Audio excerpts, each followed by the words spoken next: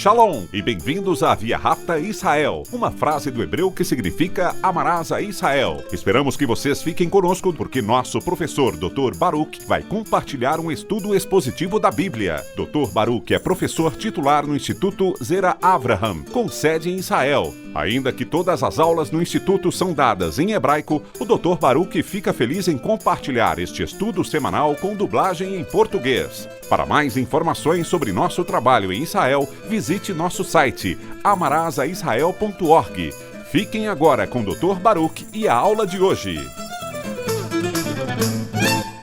Now, when we open up the Bible, Quando abrimos a Bíblia e olhamos para o primeiro livro, Gênesis, quando chegamos no capítulo 3, vemos uma coisa: um jardim chamado Éden, que significa um jardim de adorno, um jardim de esplendor, um jardim preparado para o homem. Vimos que Deus vinha e ia, aparecia e falava com Adão e Berrava, Adão e Eva. Mas quando olhamos para o livro de Ezequiel, ele não fala sobre o jardim do Éden, mas sim sobre o jardim de Deus. Por que isso é importante?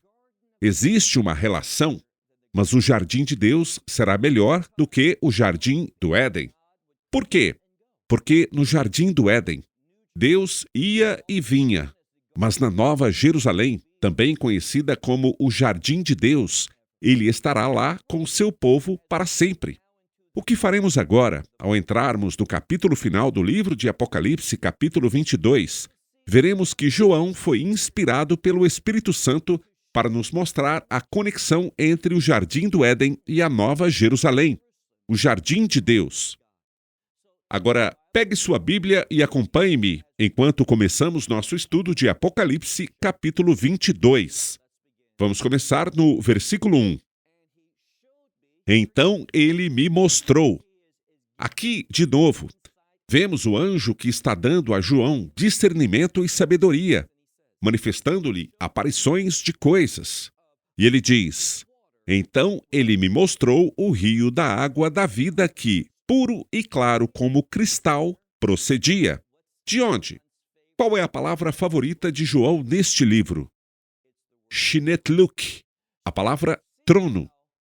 Nós vimos como o rio da água da vida é algo bom, satisfaz, dá vida. Ele é aquilo que é bom. E de onde vem? Do trono de Deus. Por quê? Seu reino. Este capítulo final do livro de Apocalipse começa dizendo: se você quer realmente experimentar aquilo que satisfaz, que dá vida, a vida em abundância e vida eterna, então você precisa entender sua fonte. E essa fonte é o trono de Deus. Veja, somente quando eu me submeto à autoridade de Deus em minha vida, que serei um recipiente dessa bênção que satisfaz. Se você é crente e está vivendo em rebeldia, entristecendo o Espírito, não se submetendo ao seu senhorio em sua vida, você estará no reino de Deus, mas a vida nesta era será muito frustrante para você. A vida nesta era será muito insatisfatória. Você não conhecerá a alegria, não experimentará o contentamento. Por quê? Porque para experimentar essas coisas é preciso submissão, entrega, reconhecimento do domínio e da autoridade de Deus. É por isso que diz aqui que este rio da água da vida, que é claro como cristal, vem do trono de Deus e do Cordeiro. Outra coisa importante que veremos em nosso estudo de Apocalipse 22, na Nova Jerusalém, o estado final do reino de Deus é a união entre Deus e a terra. Precisamos ser cuidadosos. Existe uma perfeita unidade entre eles. Existe uma unicidade. Mas isso não significa que Deus Pai e Deus Filho, na verdade, é a mesma coisa, mas não é. Precisamos afirmar a Trindade: Deus Pai, Deus Filho e Deus Espírito Santo. Isso simplesmente enfatiza a unidade. A unidade que existe entre eles em propósito e plano, ao qual Yeshua se submeteu totalmente quando se fez carne, quando deixou um trono celestial e entrou neste mundo.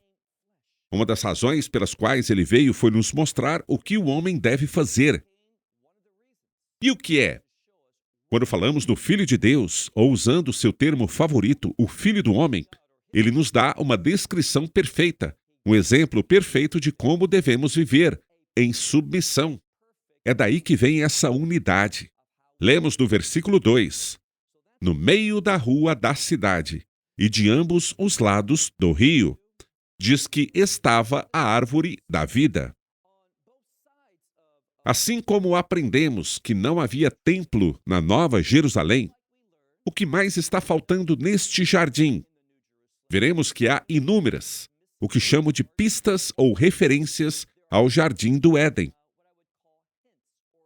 No Jardim do Éden havia 4 rios. Na Nova Jerusalém, apenas um. No Jardim do Éden havia 2 árvores significativas. A árvore da vida. Nós a temos aqui, mas também havia a árvore do conhecimento do bem e do mal. E o jardim, até mesmo o Éden, estava lá. No jardim de Deus, na Nova Jerusalém, não haverá somente a árvore da vida. E aqui está algo sobrenatural, algo que em nossa realidade não podemos compreender como pode haver uma árvore de ambos os lados do rio. Mas será exatamente assim. Por isso, observe novamente. No meio da rua da cidade e de ambos os lados do rio estava o quê? Estava a árvore da vida.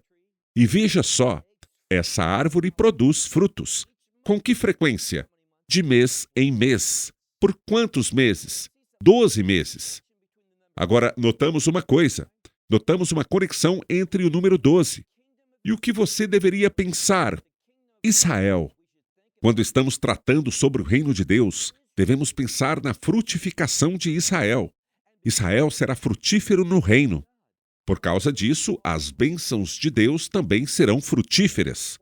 Mas quero que vejamos outro aspecto importante sobre isso.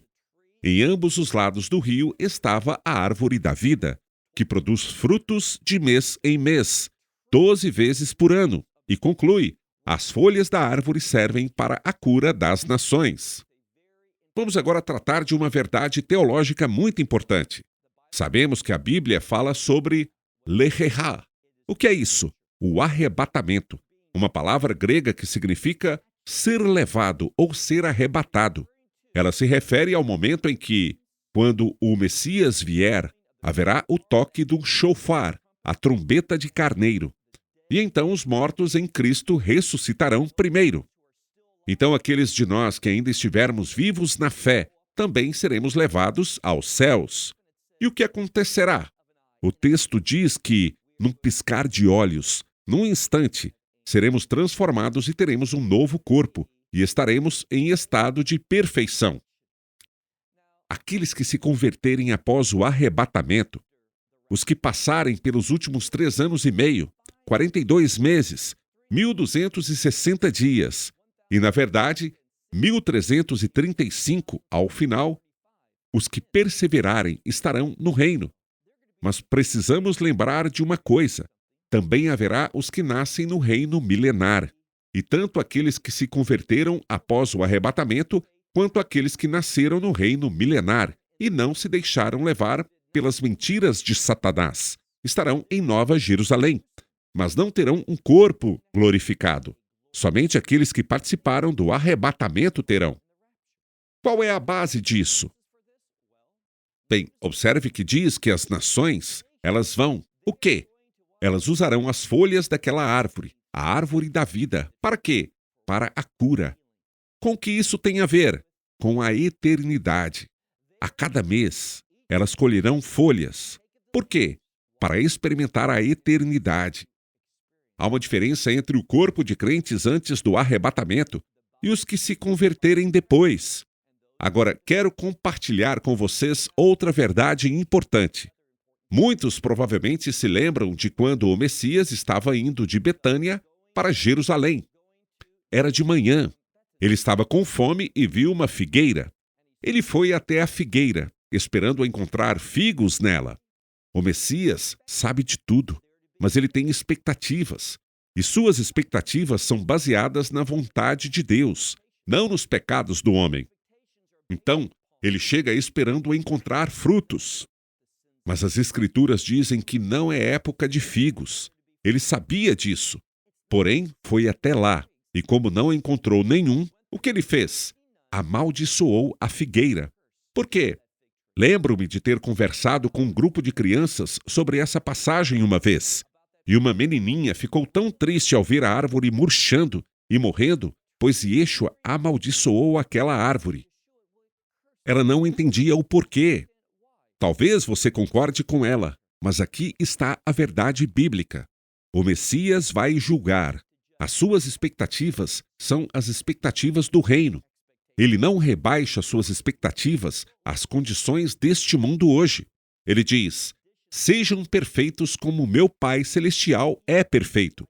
Ele não diz: isso é o melhor que alguém pode fazer nesta era e neste corpo. Então a questão é, no reino, uma árvore dará frutos. Quando? Não haverá uma estação específica para eles. Na eternidade, sempre haverá produção de frutos. E é isso que Deus espera do seu povo hoje. Portanto, veja de novo. Nós vemos que haverá produção de frutos o tempo todo. E, consequentemente, as árvores produzirão frutos.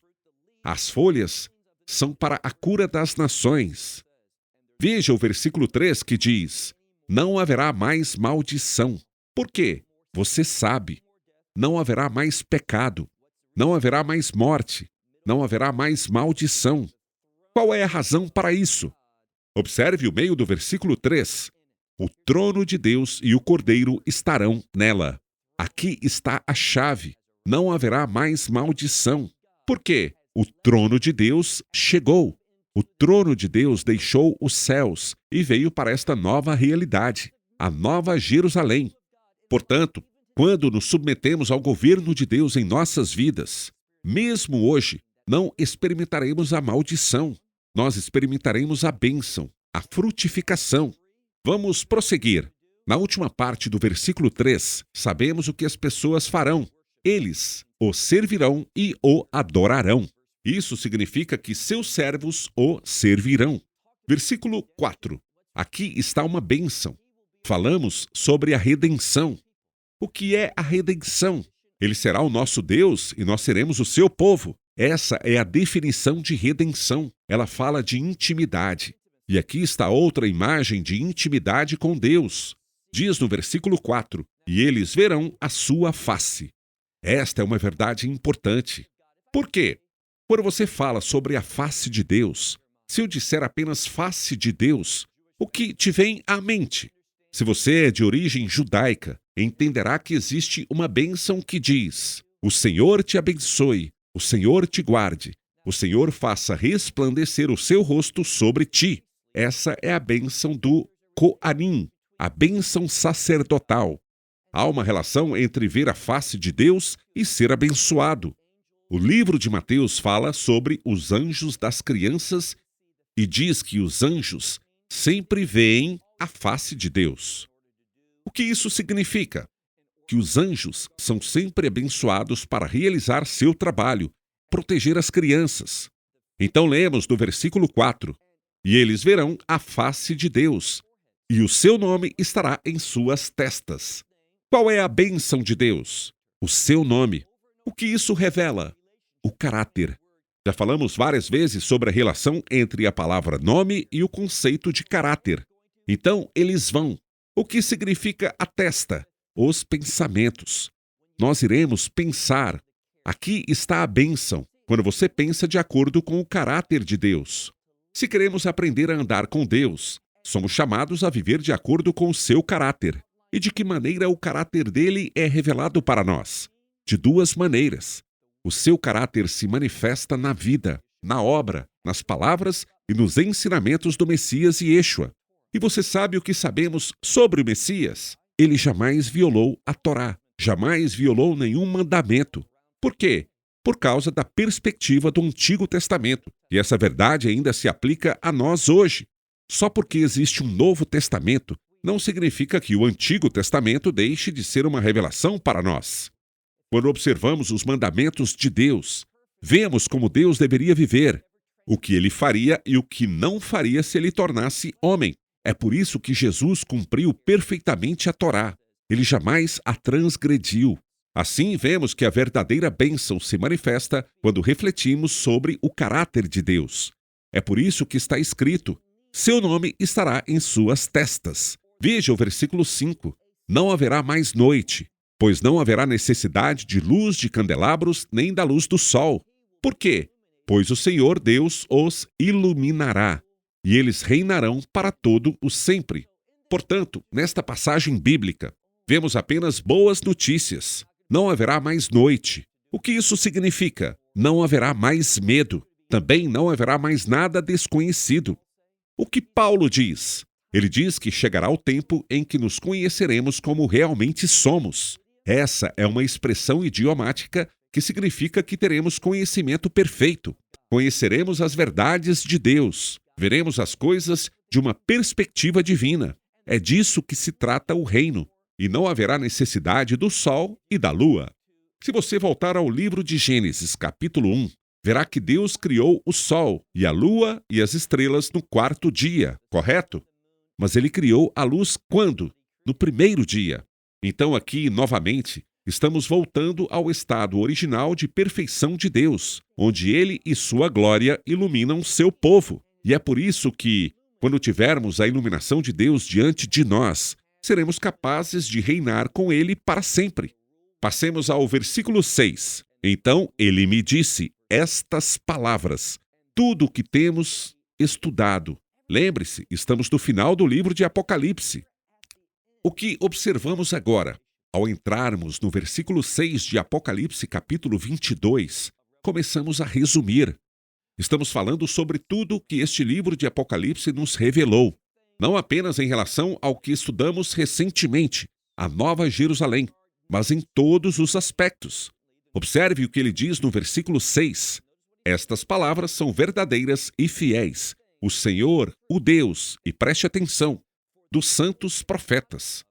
O que eu quero que você perceba é que, nos próximos versículos, veremos o termo profeta ou profecia aparecer não apenas uma ou duas vezes, mas 3 ou 4 vezes. Por quê? Para enfatizar a importância da profecia. Deixe-me te dizer o seguinte: se você não está estudando os profetas, você está vivendo em rebelião contra Deus. Uma das razões pelas quais as pessoas acham o livro do Apocalipse tão difícil é porque não conhecem os profetas. E vocês verão hoje que, em muitas congregações, sejam igrejas ou sinagogas, há sempre uma hesitação para se aprofundar nos profetas.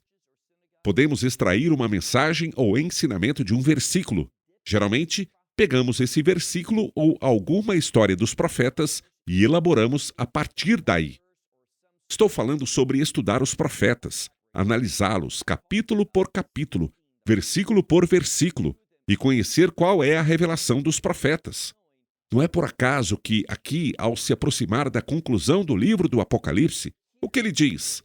Veja novamente, estas palavras são fiéis e verdadeiras. Ele diz: quem? É o Senhor, o Deus dos santos profetas. Pois este Deus dos santos profetas enviou o seu anjo para mostrar aos seus servos. Aqui, novamente, ele está tentando dizer algo. Se você se considera servo de Deus, você entenderá, sem qualquer dúvida ou hesitação, você entenderá a sua absoluta necessidade de compreender a revelação dos profetas. Porque eles ensinam sobre o reino de Deus. Eles descrevem onde Israel está espiritualmente e o que Deus fará nos últimos dias para levar Israel à submissão, para trazer Israel a um relacionamento reconciliado. Vamos dizer de outra forma, para a redenção com Deus. Por quê? Para que o reino possa vir. Portanto, a profecia é muito importante. Lembre-se, se você não está estudando os profetas, o que eu digo? Você está vivendo em rebelião contra Deus. Você não entende o que significa ser seus servos. É para essas pessoas que este livro foi escrito. Então, mais uma vez, ele diz: o Senhor, o Deus dos santos profetas, ele enviou seu anjo para manifestar aos seus servos tudo o que haveria de acontecer. E diz: tudo o que acontecerá. Quando? Em breve. Quando essas coisas acontecerão. Está escrito em breve. Mas isso não significa que acontecerão amanhã, em uma semana ou em um mês. Isso foi escrito há mais de 1900 anos. Isso foi escrito pouco antes do final do primeiro século. Então, as pessoas podem olhar para isso e dizer: bem, isso é um problema. Não. Porque a palavra em breve, ou logo, não significa amanhã ou depois de amanhã. É isso que significa. Ela quer dizer que, quando essas coisas nesta profecia do livro do Apocalipse começarem a acontecer, quando começarmos a ver as dores do parto acontecendo, quando virmos o templo sendo reconstruído, saiba que todas essas coisas acontecerão muito, muito rapidamente. Por que ele diz isso? Para nos dar discernimento. Se esperarmos até que essas coisas comecem a acontecer, para que estejamos prontos, para nos prepararmos em oração. Se esperarmos até que comecem a acontecer, será tarde demais. Seremos pegos de surpresa. O que as Escrituras nos dizem? O Messias, no famoso capítulo 24 do livro de Mateus, que trata dos últimos dias, ele diz: cuidado, fiquem atentos, guardem-se para este tempo. E mais uma vez, se você tivesse algo importante para fazer, se fosse dar um concerto, você começaria a tocar piano na noite anterior? Se fosse jogar no Super Bowl, começaria a treinar na noite anterior? Não, você gostaria de ter o máximo de tempo possível para se preparar. Este é o propósito do nosso estudo do livro de Apocalipse. Dizer que o tempo de se preparar está próximo. E por onde começar? Estudando os santos profetas. Olhe novamente agora para a passagem do versículo 7. Ele diz: eis que venho em breve. Bem-aventurados os que guardam as palavras. Do quê? Das palavras deste livro de profecias. Aqui, novamente, profecia. Profecia. Versículo 8. Porque eu, João, sou aquele que viu e ouviu, e quando as ouvi e vi. Veja o que ele diz. Ele diz: primeiro eu ouvi e vi. Depois ele muda a ordem. Eu vi e ouvi. O que isso nos diz? É uma expressão idiomática hebraica. E ele quer dizer: eu vi essas coisas muito claramente. Eu ouvi essas coisas muito claramente. Veja, às vezes, quando você ouve algo, pensa que sabe o que é, mas quando você vê melhor, você entende mais detalhadamente. Da mesma forma, às vezes você vê algo, pensa que é uma coisa, mas depois de ouvir, percebe o que é. Então, é apenas uma expressão idiomática para nos dizer que João teve essas visões, essa revelação, muito claramente. Ele diz: quando vi e ouvi essas coisas, o que ele fez? Bem, do que estamos falando? Estamos falando do reino de Deus. E qual é uma das principais características do reino de Deus? A adoração. Então, quando João começa a ter a revelação do reino, o que ele faz? Ele diz: eu me prostrei aos pés do anjo que me mostrou essas coisas, para adorá-lo. Obviamente, isso não é o correto a se fazer. Você não adora um anjo. Mas como o anjo era a fonte desse reino, da revelação do reino, instintivamente ele quis adorá-lo. Mas o anjo lhe disse: veja, por favor, o versículo 9. O anjo lhe disse: não faça isso, sou servo como você e como seus irmãos. Ele diz: quem? Os profetas. Então João estava sendo designado como profeta e disse: sou um profeta. Este anjo te revelou as palavras desta profecia. Então é outra referência, outra ênfase para nós sobre a importância da profecia. Ele diz: os que guardam as palavras deste livro. Ele diz: o que eles fizeram? Adore a Deus. Vemos agora uma conexão, uma ligação entre a adoração e a profecia. E é por isso que precisamos entender: para que Deus criou a humanidade, para adorá-lo. E como fazemos isso? Qual é uma grande ferramenta para nos auxiliar na adoração de Deus? Qual é uma grande ferramenta para nos auxiliar na adoração a Deus? A profecia. É por isso que ele está tentando dizer isso. Mais um versículo e terminaremos. Ele me diz: não cele as palavras. Do quê? Da profecia deste livro, pois o tempo está próximo. Agora, antes de concluirmos este estudo, precisamos fazer uma pausa por um momento, porque há uma pista importante para nós. Lembrem-se do que ele diz: não cele as palavras desta profecia. Esse é exatamente o oposto do que foi dito a Daniel. Daniel foi instruído a selar suas palavras, porque elas não eram para aquele tempo. O que ele está tentando nos dizer? Para interpretarmos corretamente o livro de Daniel, o livro do Apocalipse é a chave. É através do livro do Apocalipse que podemos entender melhor, mais plenamente e da maneira que Deus pretendia. Podemos entender a verdade do livro de Daniel. E o que significa o nome Daniel? Seu nome está ligado à profecia e significa Deus é meu juiz. Veja, a profecia, seja falando de Daniel, do livro do Apocalipse, ou de qualquer outro profeta, chegamos ao fato de que Deus é o juiz. Não importa o que o meu vizinho pensa, não importa o que qualquer outra pessoa pense. O importante é o que Deus pensa. Precisamos levar todo o pensamento cativo à obediência do Messias e Yeshua. E a profecia do livro do Apocalipse é uma grande ajuda. Elas são inspiradas por Deus para nos conformar à vontade, aos propósitos e aos planos de Deus, para que estejamos prontos e também para que outros estejam prontos para o estabelecimento do reino. Bem, concluirei este 22º capítulo do Apocalipse na próxima semana, quando nos reuniremos novamente para estudar a Palavra de Deus. Até lá, que Deus o abençoe ricamente. Esperamos que você tenha desfrutado da aula de hoje e que possa compartilhá-la com outros. Te convidamos a participar e nos acompanhar a cada semana, a esta hora e por este canal, em mais um episódio de Amarás a Israel. Para mais informações em português, visite amarasaisrael.org, onde encontrará muitos outros estudos realizados pelo Dr. Baruch. Até a próxima semana. Que Deus, nosso Messias e Yeshua, nosso Senhor Jesus Cristo, te abençoe durante a sua caminhada com Ele. Shalom, desde Israel.